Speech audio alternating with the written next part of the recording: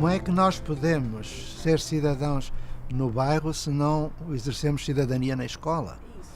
Como é que nós podemos participar da vida do bairro se não participamos das decisões da escola? Porquê é que todos têm que entrar à mesma hora? Porquê é que tem de haver intervalo e todos fazerem xixi e comerem à mesma hora? Então, há que perceber a origem socio-histórica destes rituais. E nesse desocultar da raiz socio-histórica, nós exercemos cidadania, compreendemos porque agimos na escola desse modo e mudando a modo de agir. José Pacheco es un profesor portugués, pedagogo y promotor de la gestión democrática en la educación. Bajo su dirección, hace 40 años en una escuela de Portugal, la Escola Básicas da Ponte, rompió con los métodos de enseñanza clásicos impuestos a los estudiantes y profesores. Abolió las evaluaciones estandarizadas, las salas de clase y promovió la autonomía de los estudiantes para el aprendizaje. La Escola da Ponte se ha consolidado a través del tiempo y ha servido como inspiración de otros proyectos internacionales, especialmente en Brasil. A continuación, veremos las conversaciones para la formación en valores y ciudadanía que José Pacheco sostuvo con profesores y estudiantes chilenos y sobre todo nos contará cómo realizaron el proyecto de la Escuela da Ponte, cómo fue su comienzo. Esta é a forma de começar de fora para dentro. E há como começar dentro. Foi o caso da Escola da Ponte. Nós compreendemos que o modo como nós trabalhávamos não ensinava a todos e que a educação é um direito que nós não estávamos a assegurar. Teríamos de mudar. Então constituímos uma equipe, porque todos os projetos humanos são equipes, e começámos fazendo aquilo que nós sabíamos, que era dar aula, a classe. Mas em cada 25 horas da semana, 24 horas de aula e 1 hora diferente. Por exemplo, quando nós percebemos que quase todos os jovens não sabiam ler nem escrever, o analfabetismo era muito forte há 40 anos atrás, eu perguntei aos jovens porquê é que não sabem. E eles disseram que todos os anos os ensinavam da mesma maneira. O A, E, I, O, U, Papa, Pipa, Pu, Tata, Titotu. E eu levei um susto, porque era assim que eu ensinava. Se eu continuasse a ensiná-los assim, eles continuariam a não saber ler nem escrever. Então, nós fomos estudar a alfabetização. E naquela hora semanal, aplicávamos novas metodologias, fazíamos levantamento de repertório linguístico, fazíamos determinação dos estilos de inteligência, etc. E eles aprendiam. Aquilo que não aprenderam em 7, 8, 9 anos, aprendiam em 3 meses. Quando nós estávamos seguros nessa hora, passámos a fazer 2 horas, 3 horas e por aí vai.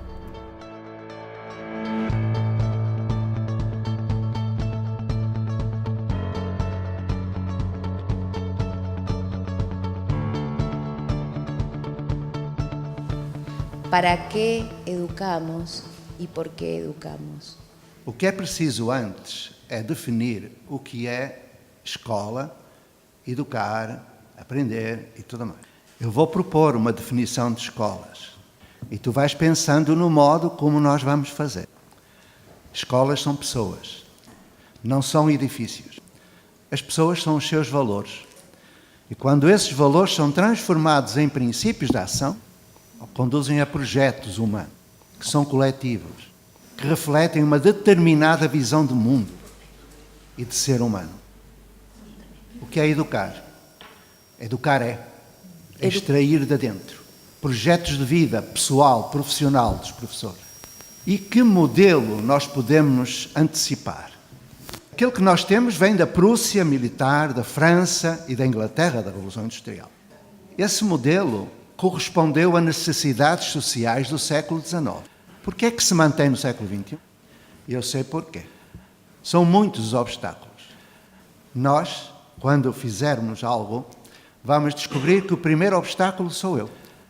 Sou radical no ensino tradicional. A minha cultura pessoal e profissional precisa mudar. E essa reelaboração da cultura é violenta. Depois vais compreender que o maior aliado do professor que muda é o outro professor. E o maior inimigo do professor que muda é o outro professor. O professor da escola do lado. Depois vais entender que os alunos reagem mal. Querem ter aula, escutar, fazer prova, esquecer. Numa aula nada se aprende. E eu provo isso se alguém tiver dúvidas. E sei que nunca ninguém vos disse isto. Outro problema é a formação. A formação vai contra a mudança. Um dos conceitos mais trabalhados no campo da formação, isomorfismo. Isomorfos. Latim, a mesma forma. A mesma forma. O modo como o professor aprende vai ser o modo como o professor ensina. Ele pode estar numa aula da faculdade, ouvir falar de métodos ativos, ele vai fazer métodos inativos, vai dar aula. Aquilo que ele vive, vivencia. O resto não fica. Ele pode ouvir falar do Piaget e do Vallon. Quando ele vai para a sala de aula, não está lá o Piaget e o Vallon fugiu. Me gustaría saber qué hicieron para eliminar el sistema de exámenes orales o escritos, mejor dicho. Muita gente confunde avaliação com classificação. Quando o jovem produz algum conhecimento, ele quer manifestá-lo. E o professor pratica aquilo que é chamada avaliação formativa, contínua, sistemática, centrada em processo. Dou um exemplo. Uma jovem chega junto do tutor. Nós temos tutor. Cada tutor tem um conjunto de jovens que acompanha mais de perto. E são escolhidos. Escolhem-se. A afetividade não é neutra. Bom, então a criança chega, por exemplo, e diz: professora, eu creio que já sei fazer raiz quadrada. E a professora pergunta: por que é que tu foste estudar raiz quadrada? E a criança responde: porque eu estou a trabalhar num projeto para fazer um campo de jogos e nas marcações dos diferentes desportos eu preciso saber os ângulos. E a professora pergunta: o que já fizeste? Ela responde: fui à internet e fiz um trabalho com um site interativo. Fiquei com algumas dúvidas e fui falar com o professor de matemática. Fiz planificação para estar com ele amanhã, ou melhor, ontem, às 9 da manhã. Porque cada um faz o seu plano diário. Conversa com os professores e com outros, a que horas, onde, como vais. E a professora perguntou: que mais fizeste? Li 2 livros sobre raiz quadrada e mostrou a bibliografia. Aí a professora pegou no iPhone, ligou na câmara vídeo, pousou entre ela e a professora. Eu aqui, ela ali. Estava gravando. E a professora disse: podes fazer uma raiz quadrada que eu escreva aqui? E a professora escreveu: raiz quadrada de 168.276. E a entregou. E a aluna fez, mostrou. A professora olhou: está certo. Voltou para a câmara. E aí disse: dia 31 de março de 2017. Prova de aquisição de raiz quadrada pela aluna tal. Carrega, manda para a plataforma digital de aprendizagem, onde o pai, a mãe, o encarregado de educação pode consultar com uma chave. Está feita a prova e o registro da avaliação. Não é preciso fotocópia, xerox. Isso é desperdício de dinheiro. Então a avaliação acontece quando eu sei que sei. E quando quero partilhar com os outros. A avaliação é partilha. Não é competição. Eu existo porque tu existes. E a minha liberdade não acaba onde começa a tua. A minha liberdade começa quando começa a tua liberdade. Cidadania. Se uma escola tem por matriz axiológica valores como solidariedade, por que é que o professor não deixa que quem sabe passe para quem não sabe? Passar a prova para o outro é um exercício de solidariedade. Desde su perspectiva, ¿cuál podría ser, ¿no es cierto?, el enfoque de esta política pública para intencionar que esta escuela, digo escuela en su generalidad, aprenda? Política pública é muito complicado, mas vamos partir de 2 princípios. Primeiro, que é possível e, portanto, nós nos limitamos a criar protótipos de possibilidade a partir de iniciativas do Ministério. partindo dos projetos que estão propostos e daquilo que existe. Mas em 2 caminhos. Cuidar das pessoas e reconfigurar as práticas. Cuidar das pessoas significa interpelar a instituição. Por exemplo, o modelo de gestão. Porque nas instituições de educação devem prevalecer critérios pedagógicos e científicos. As decisões de política educativa são de natureza administrativa e burocrática. Então, por respeito por mim, enquanto membro da comunidade das ciências da educação, eu desobedeço. Para além dos 4 pilares da educação, o aprender a ser, o aprender a conviver, o aprender a conhecer, o aprender a... há mais 3. Primeiro princípio, aprender a desobedecer. Gandhi. Desobediência civil. Por respeito que eu tenho por mim. Se a lei que é posta cá fora não tem fundamento científico, pedagógico e de bom senso, eu não cumpro. Outro pilar, o aprender a reaprender. Então, eu reaprendo. Eu dou um exemplo. Uma criança levantou o braço na sala. Eu perguntei, precisas de ajuda? E ele disse, não, tenho uma dúvida.